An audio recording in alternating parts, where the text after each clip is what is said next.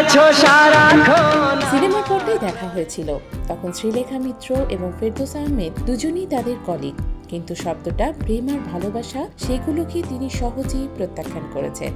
আমি জানতাম নীরবতা ভেঙে শ্রীলেখা স্মৃতিচারণ করে। আমাদের প্রথম সাক্ষাৎ হয়েছিল সিংহপুরুষ ছবির শুটিংয়ে।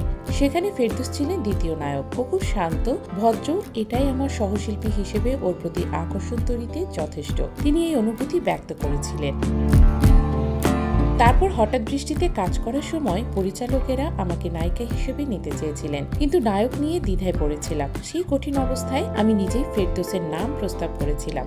শ্রীলেখার এই পেশাদার সিদ্ধান্ত ছিল সহযোগিতার প্রেক্ষাপটে, প্রতিশ্রুতির নয়।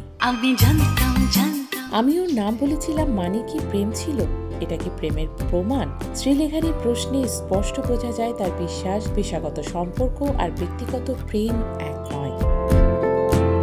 হঠাৎ বৃষ্টির পর বিশেষ কোনো যোগাযোগ ছিল না। মাঝে মাঝে অনুষ্ঠানে দেখা হলেও এখন আর কথা হয় না।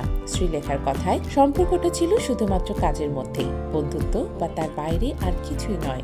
আমার সকল আশা যখন পর্দায় আলো নিভে যায় তখন শুধুমাত্র স্মৃতিরা বেঁচে থাকে, যেমন একটি নিরপেক্ষ সহকর্মীর মৃদু উপস্থিতি, একটি পেশাগত সহযোগিতা এবং তার মাঝেই থাকা পরিপক্ক বুদ্ধিমত্তা এবং স্বচ্ছন্দ অভিজ্ঞতা।